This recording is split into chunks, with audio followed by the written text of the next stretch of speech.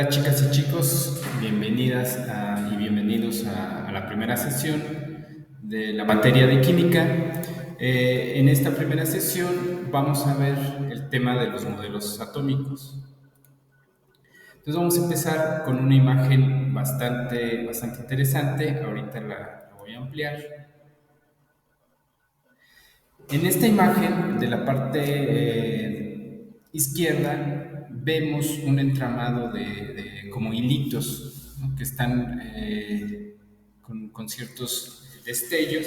Entonces la pregunta en esta imagen es, ¿qué significa? ¿Qué es esta imagen? Nosotros podemos pensar que esta imagen se relaciona, por supuesto, con una telaraña o muy relacionada a las neuronas. Nos viene a la mente, por ejemplo, las neuronas cerebrales, en donde los hilitos vienen a ser esos entramados, y también podemos relacionar con las luces terrestres. Sin embargo, nosotros podemos imaginar una gran cantidad de cosas que esto puede ser. Estas son solamente tres, pero nosotros podemos imaginar muchas más. En la siguiente diapositiva nosotros encontramos la respuesta para esta pregunta que nos hicimos ahora. ¿Qué es? ¿Qué es este entramado? La respuesta nos dice aquí: la imagen corresponde a las 100.000 millones de galaxias que conforman el universo, cada una con 100.000 millones de estrellas a su vez. Esto conforma lo que conocemos como la telaraña cósmica.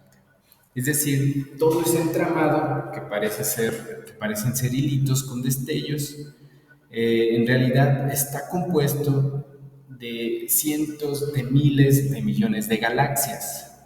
Esas galaxias, a su vez, si nos vamos internando cada vez más, podemos identificar también millones y cientos de millones de objetos en su interior, como la imagen que se encuentra aquí casi en el centro, donde encontramos diferentes objetos llamados nebulosas, que forman parte, al menos estos, de nuestra galaxia, la Vía Láctea.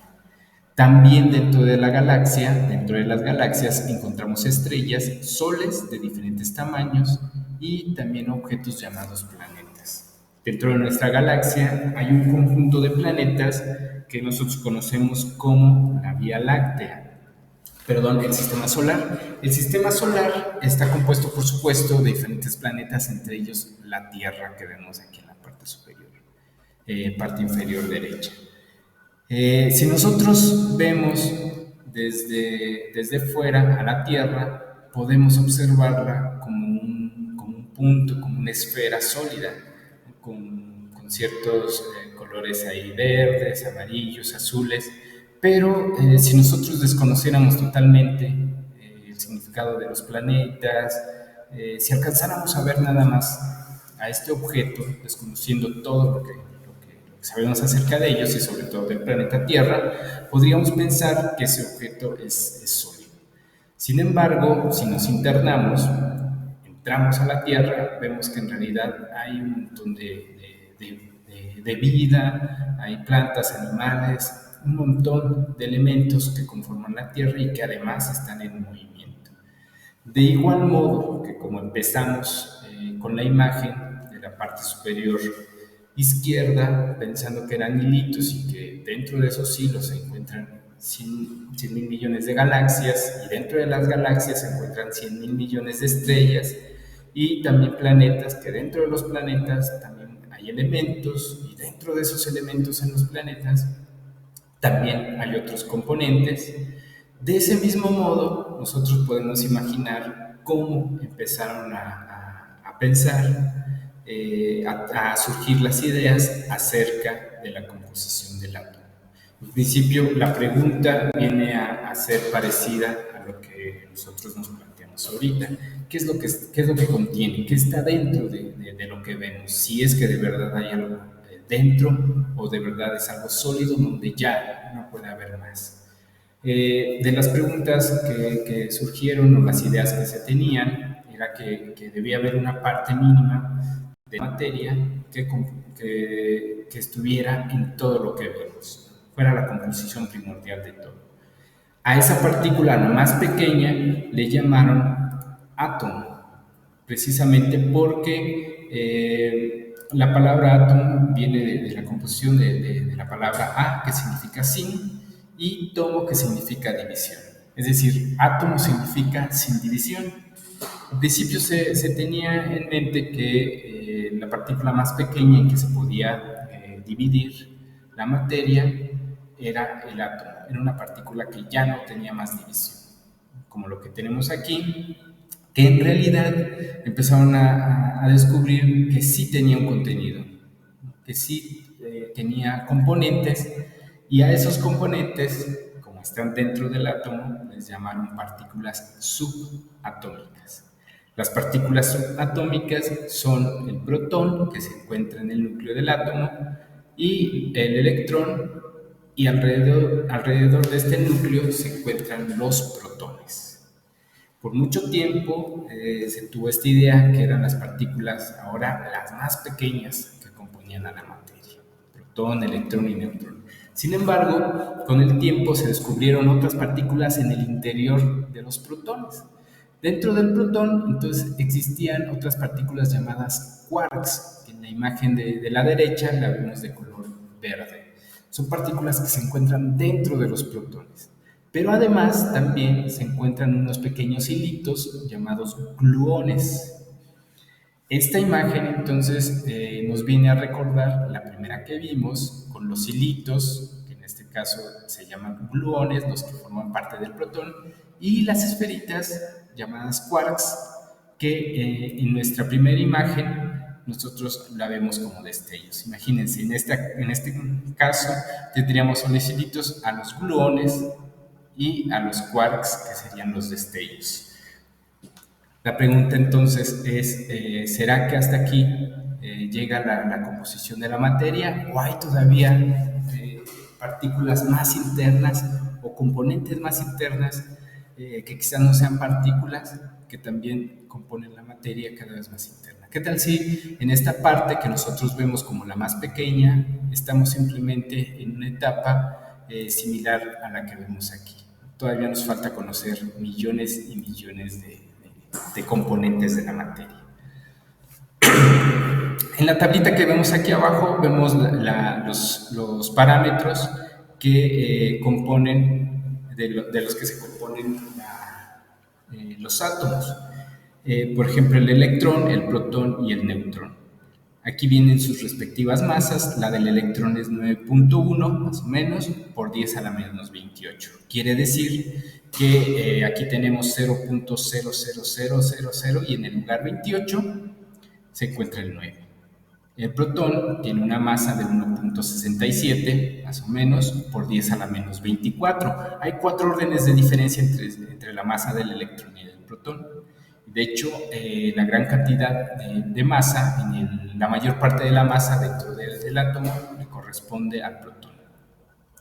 En la siguiente columna están las cargas del electrón y del protón, que coinciden en número, pero en signos son distintas. La del electrón es negativa y la del protón es una carga eléctrica positiva. Electrón negativa, protón positiva. Y bueno, en la siguiente diapositiva, modelos atómicos que surgieron para explicar este comportamiento, cuál era la constitución de la materia. Esto es algo bien interesante porque los modelos atómicos podríamos imaginarlo como si nos dieran, por ejemplo, una cajita sellada y en su interior tuvieran componentes. Entonces nosotros agarramos la caja y la podemos agitar para tratar de identificar, tratar de imaginar qué contiene esa caja. Pero no solo eso, aparte de saber qué contiene, podríamos imaginar de qué colores son, para qué sirve lo que está ahí adentro, qué formas tienen los objetos que se encuentran dentro de la caja que está sellada. Por supuesto, es un ejercicio bastante difícil, porque si nosotros desconocemos esos objetos, nos costaría trabajo empezar a dibujarlos y sobre todo a ubicarlos dentro de la caja. Algo similar es lo que sucede con los modelos atómicos, o lo que ha sucedido con los modelos atómicos. científicas y científicos han tratado de explicar mediante estos modelos el comportamiento de los átomos. En este esquema nosotros podemos ver algunos de ellos. Vemos que al inicio el modelo atómico de Dalton parecía algo sólido, es decir, que la materia se dividía, la más pequeña, en algo sólido. El de Thomson nos decía que en realidad toda la carga positiva estaba rellena el átomo de carga positiva y los electrones, las partículas, estaban incrustadas con cargas negativas, como un pastel de pasas. La masa es la carga positiva y los electrones son las pasas de carga negativa. El modelo de Rutherford ya viene a plantear una idea en donde hay un gran espacio entre los electrones y los protones o el protón en el núcleo. Ya empieza a modelar, a hacer un modelo con los electrones girando alrededor del núcleo. De ahí viene el modelo atómico de Bohr, que ya tiene más detalle, en donde empieza a manejar la idea de que los electrones están girando en órbitas alrededor del núcleo. Y después viene el modelo de Schrödinger, el modelo de los orbitales, que empieza a tomar diferentes conceptos para explicar la idea del átomo. Claro, estos elementos, estos modelos vienen a partir de los anteriores, por supuesto, retoman el anterior y le van agregando detalles, ideas y los resultados a partir de las investigaciones. Uno de estos resultados fue lo que hizo Max Planck y Albert Einstein. Encontraron que la luz, ellos postularon que la luz se emite por paquetitos de energía y no de forma continua. Esos paquetitos de energía, como pedacitos que van viajando, tienen una determinada cantidad de energía, un tamaño específico. Por eso les llamaron cuantos o paquetes de energía. Esos tamaños están dados a partir de la constante de Planck, que aquí se menciona el valor de 6.626 por 10 a la menos 34 joules. Esa constante de Planck sirvió para que en el modelo atómico de Bohr se incluyera un valor y se explicara el tamaño de las órbitas. Estas características que vienen a partir, por supuesto, de las ideas de Einstein y de Planck, son presentadas en los postulados que les llaman los postulados de Bohr, que son 3 y que esos son los que vamos a ver en la siguiente sesión.